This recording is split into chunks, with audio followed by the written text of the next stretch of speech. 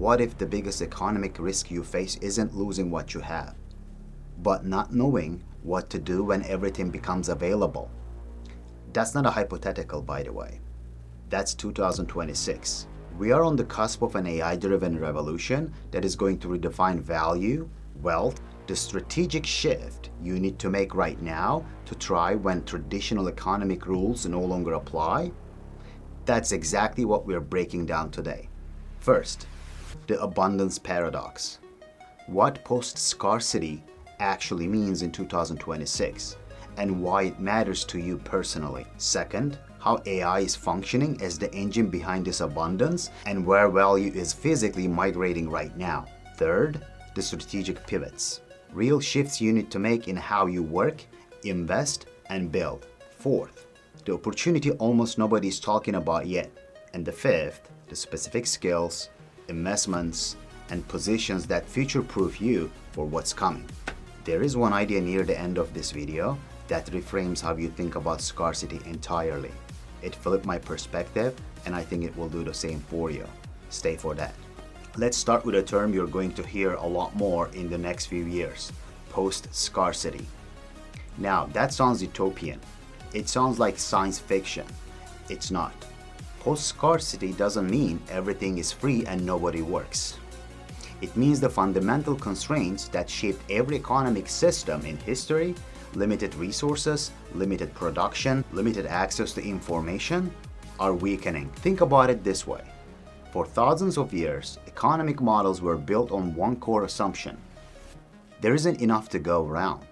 Not enough food, not enough land, not enough capital, not enough information. Every market, every job, every business that was designed around managing scarcity, that was the entire game. Here's what's changing. AI is compressing the cost of production, the cost of knowledge, and the cost of distribution to near zero in category after category. Let me give you specific examples you can see right now. Manufacturing. AI-driven factories are producing goods with 40 to 60% fewer resources and dramatically lower defect rates. That's not a projection. That's happening today in automotive, electronics, and pharmaceuticals. Next, information access. What used to require a term of analysts and 6 weeks of research, you can now get from an AI model in minutes. The marginal cost of knowledge production has collapsed. Content and media. A single person with AI tools can produce what used to take a studio of 20 people. I'm the proof of that. The barriers to creating, distributing, and monetizing ideas have never been lower. So here's the paradox. The systems we operate in, such as job markets, investment models, business strategies, were designed for scarcity. They assume things are hard to get, hard to make, hard to access. But AI is making those assumptions obsolete. You're playing a scarcity game in an abundance environment. That mismatch? That's where most people are stuck right now and don't even realize it. There is a specific skill set that becomes exponentially more valuable as AI handles more production. We'll get to that in section 3. The first shift in thinking is stop asking how do I compete for limited resources and start asking where is abundance being created? How do I position myself there? That reframe alone changes every decision you make about your career, your business, and your investments. Now, understanding that constraints are shifting is step 1. The real question is, what's actually driving this? How is AI functioning as the abundance engine? That's next. Here's what AI is actually doing at a structural level. Because most people talk about AI as a tool. It's not just a tool, it's an economic force. It's changing the physics of how value is created. 3 mechanisms. 3 ways AI drives abundance. Mechanism 1, hyper-efficiency. AI doesn't just make things faster. It makes them cheaper to the point where the marginal cost, the cost of producing one more unit, approaches zero. Think about what happened to music. It used to cost hundreds of thousands of dollars to record, produce, and distribute an album. Now, a bedroom producer with AI mastering tools and a distribution platform can do it for almost nothing. That same compression is happening in manufacturing, logistics, education, healthcare, legal services. basically everywhere. When the cost of production drops that dramatically, supply explodes. When supply explodes, scarcity economics break. Mechanism 2, the value migration. This is where it gets interesting. When physical goods and basic services become cheap and abundant, value doesn't disappear. It migrates.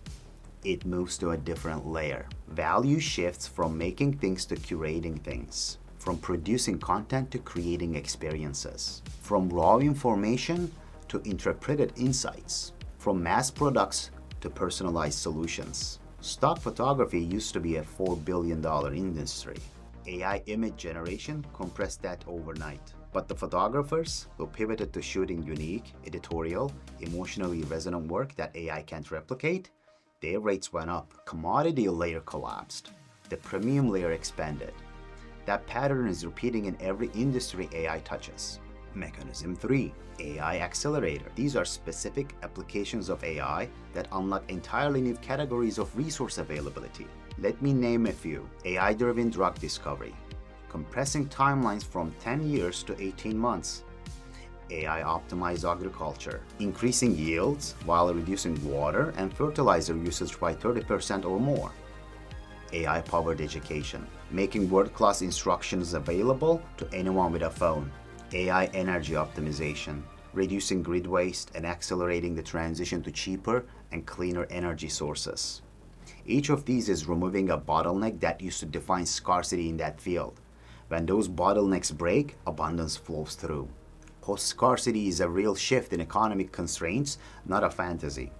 AI drives it through three mechanisms: hyper-efficiency, that collapses costs, value migration from production to creation and experience, and specific AI accelerators that remove bottlenecks in major industries.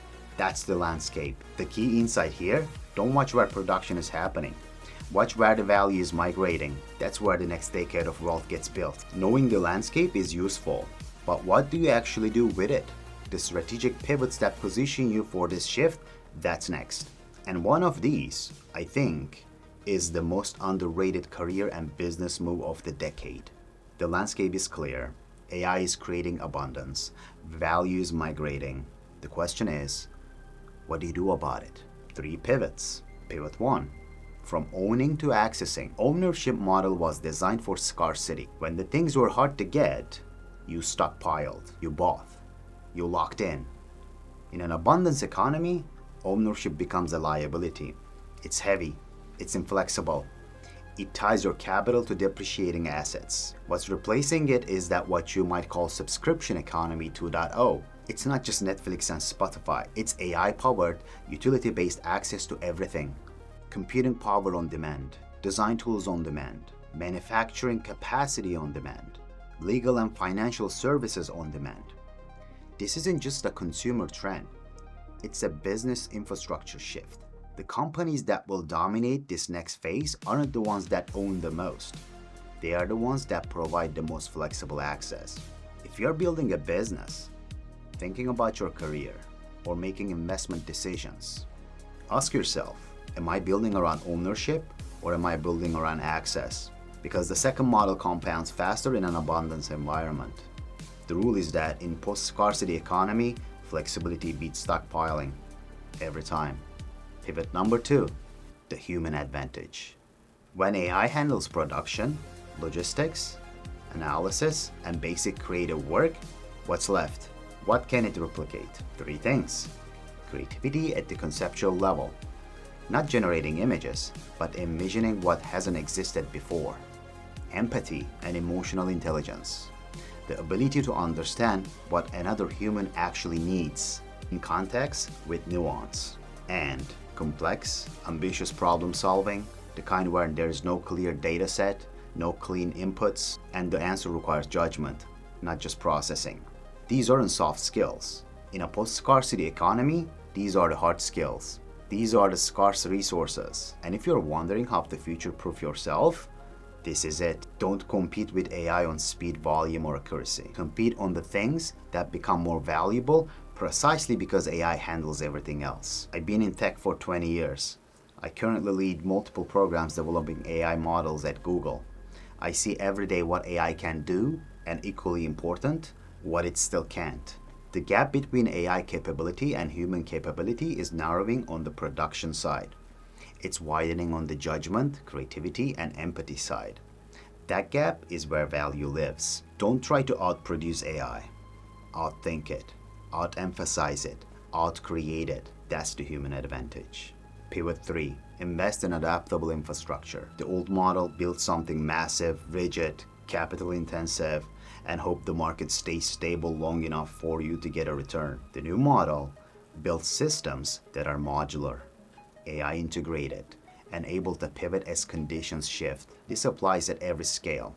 At a personal level, it means building skills that transfer across industries rather than deep specialization in one narrow domain that AI might absorb. At a business level, it means choosing AI-driven platforms over heavy fixed assets. At an investment level, it means favoring companies building adaptive infrastructure over those betting on static moats. Here's a real example. Companies that invested heavily in call centers 5 years ago are now watching AI handle 80% of those interactions at a fraction of the cost. The infrastructure they built became a stranded asset. The companies that went cloud native and AI flexible, they shifted in months, not years. Access over ownership, human advantage skills over production skills, adaptable infrastructure over rigid capital. These aren't predictions about the future. They are strategic responses to what's already underway. Those pivots position you for the shift, but there is a layer beyond strategy, the actual opportunities most people haven't even considered yet. Some of these are genuinely surprising. That's section 4. Now, we're getting into territory that I think most content about AI misses entirely. Everyone talks about automation and job displacement. Almost nobody talks about what new categories of value AI actually creates. There are 3 I want to highlight today. Avenue 1. Personalized abundance. AI is making it possible to deliver bespoke, meaning custom-tailored, experiences and services at mass scale. That sentence is worth sitting with because it used to be a contradiction. Bespoke meant expensive. Mass meant generic. AI removes that trade-off. Education. AI tutoring systems that adapt in real time to how you learn, what you already know, and where you are struggling. Not one course for 10,000 students. 10,000 unique learning paths. Healthcare. AI diagnostic tools that analyze your specific genetics, lifestyle, and history to provide treatment plans tailored to you, not to the average patient in a clinical trial. Entertainment. AI creating content, music, and experiences that fit your mood, your context, your moment, not just your demographic profile. The business opportunity here is massive. If you can use AI to deliver a personalized version of something that used to be one size fits all, you have a competitive advantage that scales. That's true whether you're building a product, offering a service, or creating content. The formula? Take something generic, make it personal using AI, and deliver it at a scale. That's where the next wave of businesses gets built. Avenue 2. Attention Economy 2.0. Here's something counterintuitive. In a world flooded with AI-generated content, information, and media, attention becomes more scarce, not less. We're about to have more content than any human could consume in 1,000 lifetimes. The bottleneck isn't production anymore. It's genuine human connection. It's trust. The first attention economy was about volume. Get more eyeballs, run more ads, produce more content. That model is hitting a wall. When everyone can produce unlimited content with AI, volume stops being an advantage. Attention Economy 2.0 is about depth. It's about deep engagement over broad reach. It's about authenticity, real human perspective, real experiences, real stakes. In a world where AI can mimic everything except genuine lived experiences, it's about community and trust over viral reach. If you're building a brand, a business, or a career, this is the shift to watch. The people and companies that win in the next decade won't be the ones who produce the most. They'll be the ones people actually trust. That's fundamentally different game. When AI produces everything, the scarce resources is human trust. Build that, and you become the valuable layer in an AI-saturated world. The third avenue, decentralized AI and community-driven abundance. This one is the least discussed and I think the most transformative. Right now, AI development is concentrated in a handful of large companies. But that's already changing. Open source AI models are proliferating. Local communities and smaller organizations are starting to deploy AI for hyperlocal resource optimization. What does that look like in practice? A neighborhood co-op using AI to optimize shared solar energy production and distribution. A small town agricultural collective using AI models to share real-time soil, weather, and crop data, increasing everyone's yield without anyone needing corporate scale infrastructure. A group of independent creators using AI tools to collectively produce, distribute, and monetize content without a platform taking 30 to 50%. Decentralized AI means abundance doesn't have to flow through centralized corporate structure. It can be distributed. A community-driven and locality-driven adoption. That opens up opportunity for people who are excluded from the current system. And it opens up entirely new business models around enabling and facilitating that local abundance. 3 avenues most people aren't watching. Personalized abundance at scale, attention economy 2.0, where trust and depth replaces volume, and decentralized community-driven AI that distributes abundance outside of corporate gatekeepers. Each of these is a category of opportunity, not just a trend. Now, I promised at the start that there is one idea near the end that reframes how you think about scarcity entirely. We're there. The final section covers the specific skills, investments, and mindset shifts that prepare you for this transition. And it starts with a question that changes everything. What becomes truly scarce when traditional resources are abundant? Sit with that for a second, because the answer to that question is where the next generation of real wealth, real careers, and real influence gets built. When production is abundant, creation becomes scarce. When information is abundant, trust becomes scarce. When content is abundant, authenticity becomes scarce. When AI can do most tasks, human creativity and judgment becomes scarce. When access to tools is universal, the ability to know what to build with them becomes scarce. This is the new scarcity. Not physical resources, not information, not production capacity. The new scarcity is trust, creativity, judgment, and authentic human connection. If you orient your skills, your business, and your investments around these new scarcities, you're not just surviving the transition. You're positioned at the center of where the real value flows. The rule of the post-scarcity economy. Invest in what becomes scarce, not in what's becoming abundant. That single principle changes your strategy for everything. Now, 3 specific actions. Action 1. Future-proof your skills. Stop investing time in skills AI is absorbing. Start investing heavily in skills AI amplifies. Specifically, complex communications, the ability to persuade, negotiate, and build relationships.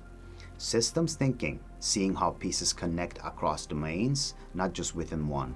Creative problem solving, generating novel approaches to ambitious, messy problems. AI fluency, not coding AI from scratch, but understanding how to direct AI tools to multiply your output by 10x or more. These 4 skills categories compound. The person who can think in systems, communicate persuasively, solve ambitious problems, and use AI as a force multiplier, that person is nearly impossible to replace and increasingly in high demand. Whether you're investing money, time, or energy, point it toward trust, unique data, human creativity, and curated experiences. If you're building a business, build it something around AI can commoditize. If you're building a career, build it around judgment and relationships, not execution speed. If you're allocating capital, look at companies creating the infrastructure for the new economy.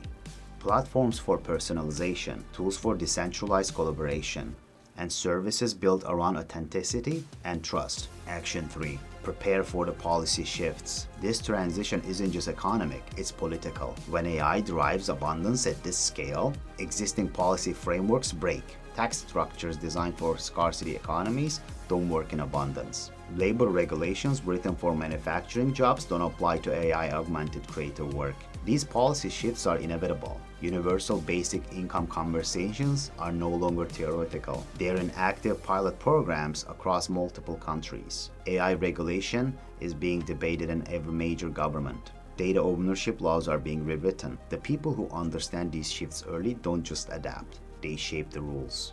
If you're in a position to participate in conversations, do it. You're building a business, architected to be compliant with where policy is heading, not where it is today. The transition playbook: future-proof your skills around what AI amplifies, not what it replaces. Invest in the new scarcities: trust, creativity, judgment, authentic connection, and prepare for the policy shifts that will reshape the rules of the game. Here's the reality. We are not waiting for a post-scarcity economy. We are already in the early stages of one. AI is compressing costs, migrating value, and creating categories of abundance that didn't exist 5 years ago. The economic assumption most people operate under: compete for limited resources, stockpile, specialize narrowly, optimize for the existing system. Those assumptions are becoming liability. The shift is from scarcity thinking to abundance positioning, from owning to accessing, from producing to curating, from broad reach to deep trust, from rigid infrastructure to adaptive systems. You don't need to see the whole future clearly.